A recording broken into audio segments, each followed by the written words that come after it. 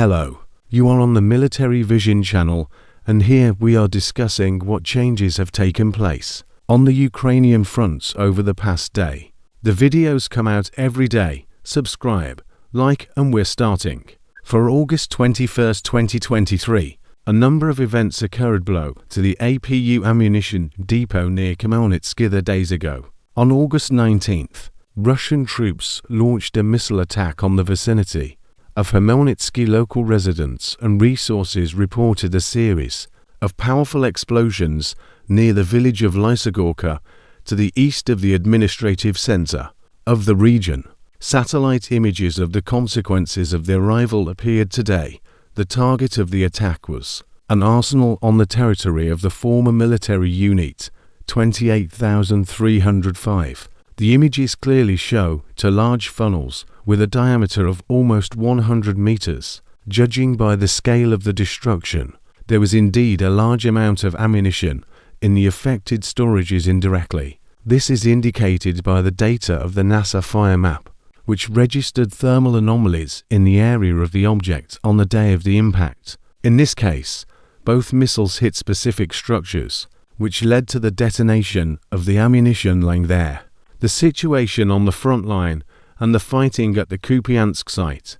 The servicemen of the Zapad group of the Russian Federation continue to conduct fierce battles in the vicinity of Sinkhavka and in landings to the northeast of the settlement. At the same time, a video was actively distributed this afternoon in which Russian servicemen allegedly are in the village. In fact, these shots were shot a year ago in Voronovo in the Luhansk People's Republic. Nevertheless, all this does not negate the fact that under the onslaught of Russian troops, the situation of the AFU in the area continues to deteriorate, forcing them to transfer additional forces to the front line. In addition, according to some reports, Russian troops, with the support of armored vehicles, conducted reconnaissance by combat at Kislavka and Kotlyarovka, but there is no video fixation in the Soledar direction after Russian troops successfully counterattacked in the Andriivka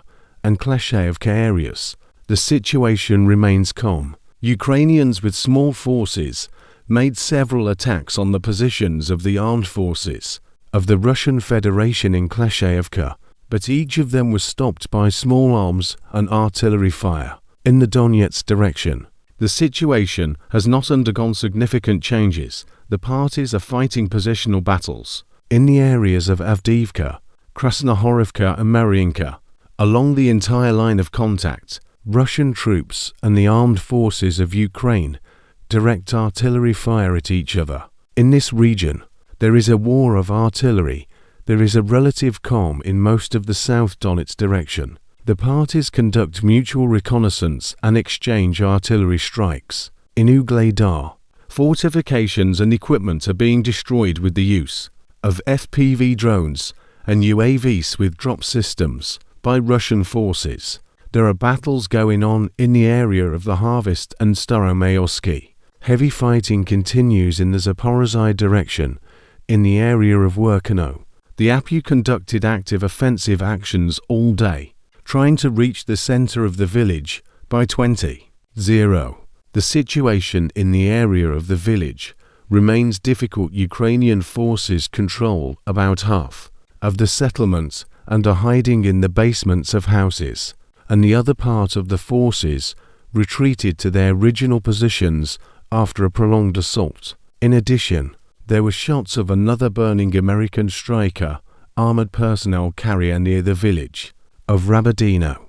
Apparently, the destroyed car belonged to the 82nd Airborne Assault Brigade of the Armed Forces of Ukraine from the tactical group Maroon. In the video, you can also see the LWM light trawl mounted on the equipment with two four-wheeled rollers. Shelling of rear areas and residential Aras. Ukrainians have been launching UAVs in Moscow for the fourth day in a row by means of electronic warfare. One was planted near the village of Pokrovskoy, Beruza city district at 6:50. Another was shot down by air defense at 8:16 in the Istra district. 94 flights were delayed at Moscow airports. one was cancelled. Another 45 were redirected to alternate airports. Perhaps the purpose of the UAV raids is to stop air traffic and intimidate Russian citizens. In the rear, in the S&T Dorozhnik in the city district of Istra, 2 people were injured when debris fell on a house. 3 houses have broken windows. The AFU again used a drone to attack the Kaluga region, according to some reports. The drone was shot down over the territory of the Shakovka Air Base in the Kirovsky district. According to the Russian telegram channel MASH, a funnel formed at the site of the fall of the device and a fire broke out, which was promptly eliminated. Other sources reported damage to one of the unused sites. For the attack, Ukraine probably used a civilian copter equipped with explosives and a reinforced battery. The launch was carried out from the territory of Russia by a saboteur. Earlier, the Soltsi military airfield in the Novgorod region was attacked in the same way, which shows the advantage of the Ukrainian special services in this direction. The APU today actively attacked the Belgorod region with the use of various UAVs. In Novostrovka, the second UAV dropped fragmentation ammunition. There were no casualties. 1 passenger car was damaged. In Bezlyudovka, the UAV was shot down, according to preliminary data, without damage and injured on the ground. And in Nikolskoye, 3 private households and 2 cars received minor damage. Ukrainian formations continue to fire at settlements in the Donetsk region, including using cluster munitions. In the capital of the region, multi-apartment residential buildings and infrastructure facilities, including a kindergarten building, were damaged. In the Kiev district, as a result of the detonation of a previously unexploded cluster munition, 1 man was injured, and 2 women were injured in the Petrovsky district. In addition, arrivals were recorded in Golovka, Zaitsevo, Golmovsky, Svetlodarsk, and Stero-Mikhailova. Local residents also reported on the work of air defense systems in the village of Stepnoy. In Novaya Kakhovka, a gas distribution station was hit, but the shell did not explode. Meanwhile, in the Dnieper, Ukrainian formations hit the school. Political developments. Danish Defense Minister Jakob Ellemann-Jensen confirmed that his country is ready to transfer 19 F-16 aircraft to Ukraine.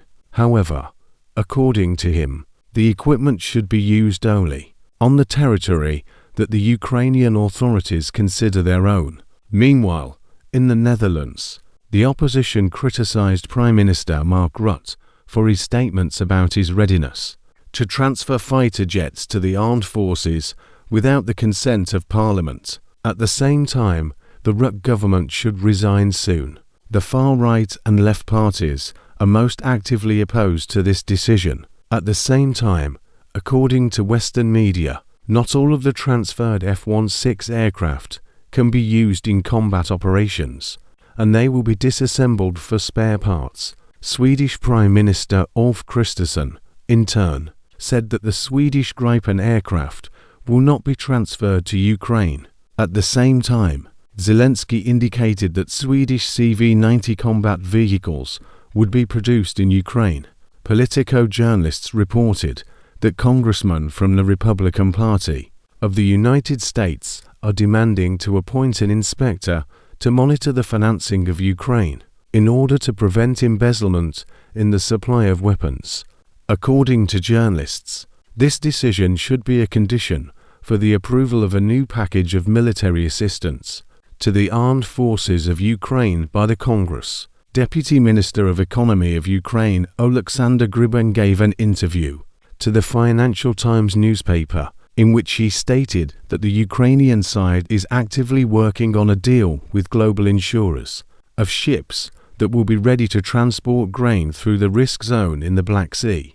The risks, according to him, will be divided between state-owned Ukrainian banks and insurers. Meanwhile, the European Union may fine Poland for the fact that the authorities of the latter continue to restrict the import of Ukrainian grain in order to protect their own farmers from dumping. Ukrainian Foreign Minister Dmitry Kuleba told El Mundo that the authorities do not intend to sign an agreement with Russia, according to which territories will be ceded to it. According to the official, the Ukrainian counter-offensive continues to develop.